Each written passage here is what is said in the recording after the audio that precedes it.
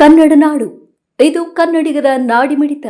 ಒಂದು ಒಳ್ಳೆ ಕುಟುಂಬವನ್ನು ಮಾಡ್ಕೋಬೇಕಂತ ಹೇಳಿ ಹೋಗ್ತಿದ್ರು ಅಂತ ಮುಗ್ಧರನ್ನ ಇವತ್ತೇನು ಆತಂಕವಾದಿಗಳು ಕೊಂದಿದ್ದಾರೆ ಅಂಥವ್ರಿಗೆ ಕಠಿಣ ಅಂದ್ರೆ ಕಠಿಣ ಶಿಕ್ಷೆ.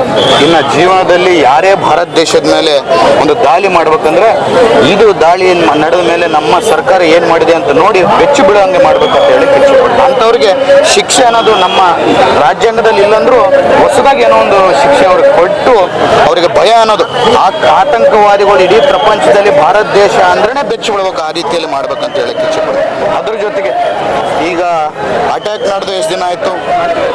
4 ದಿನ ಆಯ್ತು.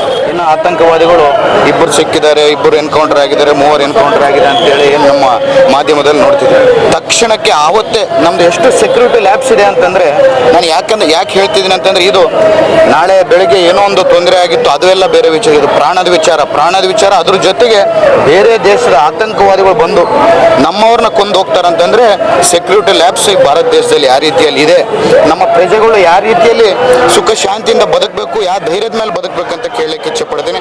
ಆದಷ್ಟು ಬೇಗ ಈ ಸೆಕ್ಯೂರಿಟಿ ಲ್ಯಾಬ್ಸಸ್ ಏನಿದೆ, ನೀವೇನೇನು ತಪ್ಪುಗಳು ಮಾಡ್ಕೊಂಡಿದ್ರು ಅದು ಮುಚ್ಚಾಕಾಗ ಹೋಗ್ದಂಗೆ, ತಪ್ಪುಗಳು ನಡೆದಿದ್ರೆ ಆ ತಪ್ಪುಗಳು ನಡೆದಿದ್ರೆ ಅದು ನಡೆದೋಗಿದೆ ಅಂತ ಅನ್ಕೊಂಡು ಈಗ ರೀತಿಯಲ್ಲಿ ನಮ್ಮ ದೇಶವನ್ನು ಕಾಪಾಡ್ಕೋಬೇಕು. ಅದಕ್ಕೆ ಕೇಂದ್ರ ಸರ್ಕಾರಕ್ಕೆ ನಮ್ಮ ಕಾಂಗ್ರೆಸ್ ಪಕ್ಷದಿಂದ ಎಲ್ಲ ಸಹಕಾರವನ್ನು ಕೊಡ್ತೀವಿ ಅಂತ ಹೇಳಿ ನಮ್ಮ ರಾಹುಲ್ ಗಾಂಧಿ ಸಾಹೇಬರು ಹೇಳಿದ್ದಾರೆ, ಖರ್ಗೆ ಸಾಹೇಬರು ಹೇಳಿದ್ದಾರೆ. ಇವತ್ತು ಏನು ನಮ್ಮ ರಾಹುಲ್ ಗಾಂಧಿ ಅವರು ಕೂಗನ್ನು ಕೊಟ್ಟಿದ್ದಾರೆ, ಇಡೀ ಭಾರತ ದೇಶದಲ್ಲಿ ಒಂದು ಪೀಸ್ ಮಾರ್ಚ್ ಅನ್ನು ಮಾಡಿ ಆತ್ಮಕ್ಕೆ ಶಾಂತಿ ಸಿಗಂಗೆ ಮಾಡಬೇಕು, ಅವರಿಗೆ ನ್ಯಾಯ ಸಿಗಂಗೆ ಮಾಡ್ಬೇಕಂತೇಳಿ ಏನು ಒಂದು ರಾಹುಲ್ ಗಾಂಧಿ ಅವರು ಕೂಗನ್ನು ಕೊಟ್ಟಿದ್ರು, ಅದ್ರ ಮೇಲೆ ಇವತ್ತು ನಾವು ಈ ಪೀಸ್ ಮಾರ್ಚ್ ಅನ್ನು ಮಾಡ್ತೀವಿ. ಸರಿ, ಕೇಂದ್ರ ಸರ್ಕಾರ ಒಂದಿಷ್ಟು ತೀರ್ಮಾನಗಳು ಮಾಡಿ ಸಿಂಧು ನದಿಗೆ ನಿರ್ಮಾಣ ಮಾಡೋದು, ಪಾಕಿಸ್ತಾನದ ತಕ್ಷಣದಿಂದ ದೇಶ ಬಿಟ್ಟು ಹೋಗುವಂತೆ ತಪ್ಪು ಮಾಡಿದವ್ರು ನಮಗೆ ಸಿಗಬೇಕು ಫಸ್ಟ್.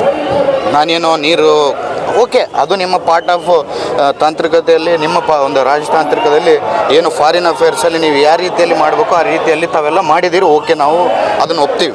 ಆದರೆ ಶತ್ರು ದೇಶಕ್ಕೆ ಒಂದು ಸರಿಯಾಗಿ ಬಿಸಿ ಮುಟ್ಟಿಸ್ದಂಗೆ ಆಗುತ್ತಲ್ಲ. ಶತ್ರು ದೇಶಕ್ಕೆ ಸರಿಯಾಗಿ ಬಿಸಿ ಮುಟ್ಟಿಸ್ಬೇಕಂದ್ರೆ ಈ ರೀತಿಯಲ್ಲಿ ನೀರು ಬಂದ್ ಮಾಡಿದ್ರೆ ಇನ್ನೊಂದು ರೀತಿಯ ಒಂದು 48 ಗಂಟೆಯಲ್ಲೂ ಭಾರತ ದೇಶವನ್ನು ಬಿಟ್ಟೋಗಿ ಅಂತ ಹೇಳಿ ನಮ್ಮ ಎಂಬಸಿಯಿಂದ ಹೇಳಿಸಿದ್ರೇನೂ ಅಲ್ಲ. ಯಾವ ರೀತಿಯಲ್ಲಿ ಇರ್ಬೇಕಂದ್ರೆ ಶತ್ರು ದೇಶ ನಿದ್ದೆ ಹೋದಾಗ ಕೂಡ ಭಾರತದ ಬಗ್ಗೆ ತಿಳ್ಕೊಬೇಕಂದ್ರೆ ಕೂಡ ಭಯ ಆಗಬೇಕು, ಅಂಥ ರೀತಿಯಲ್ಲಿ ನಾವು ಮಾಡಬೇಕು ಅಂತ ಹೇಳಕ್ಕೆ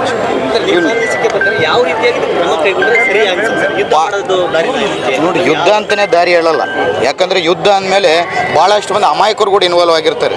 ಯುದ್ಧನೇ ಪ್ರತಿಯೊಂದಕ್ಕೆ ಪರಿಷ್ಕಾರ ಅನ್ನಲ್ಲ.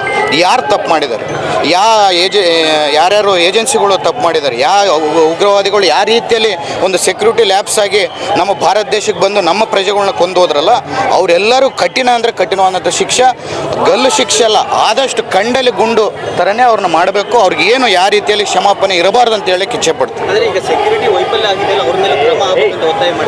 ಅಲ್ಲ, 100% ಆಗಬೇಕು. ಏನು ಸೆಕ್ಯೂರಿಟಿ ವೈಫಲ್ಯ ಆಗಿದೆ, ಯಾರಿಂದ ಆಗಿದೆ, ಯಾರು ಇನ್ಚಾರ್ಜ್ ಆಗಿದ್ರು ಅವ್ರ ಮೇಲೆಲ್ಲ ಆಗಬೇಕು. ಇಲ್ಲಿ 24 ಜನ ಪ್ರಾಣಗಳು ಹೋಗಿದೆ, 27 ಜನ ಪ್ರಾಣಗಳು ಹೋಗಿದೆ. ಅಷ್ಟು ಜನ ಪ್ರಾಣಗಳು ಹೋದಾಗ ನಾವು ಎಷ್ಟು ಎಚ್ಚೆತ್ಕೊಂಡಿರ್ಬೇಕು. ನಾವು ಕೇಂದ್ರ ಸರ್ಕಾರಕ್ಕೆ ನಾವು ಕೂಡ ಹೇಳ್ತೀವಿ, ನಾವು ಒಂದು ಸೈನಿಕರ ಥರ ಏನಾದ್ರು ಕೆಲಸ ಮಾಡ್ಬೇಕಂದ್ರೆ ನಾವು ಎಲ್ಲ ಸಿದ್ಧ ದೇಶದ ಪ್ರಜೆ. ಯಾಕಂದರೆ ನಮ್ಮ ದೇಶ ಅಂತ ಬಂದಾಗ ನಾವೆಲ್ಲರೂ ಒಂದೇ. ಇಲ್ಲಿ ಪಕ್ಷ ಇನ್ನೊಂದು ಏನೂ ಬರಲ್ಲ. ನಮ್ಮ ದೇಶ ಅಂದಮೇಲೆ ನಮ್ಮದು. ನೀವಿನ್ನು ಕನ್ನಡ ನಾಡು ವಾಹಿನಿಯನ್ನು ಸಬ್ಸ್ಕ್ರೈಬ್ ಮಾಡಿಕೊಂಡಿಲ್ವಾ? ಈಗಲೇ ಸಬ್ಸ್ಕ್ರೈಬ್ ಮಾಡಿ ಬೆಲ್ ಐಕಾನ್ ಅನ್ನು ಒತ್ತಿ ನೋಟಿಫಿಕೇಶನ್ಗಳನ್ನು ಪಡೆಯಿರಿ.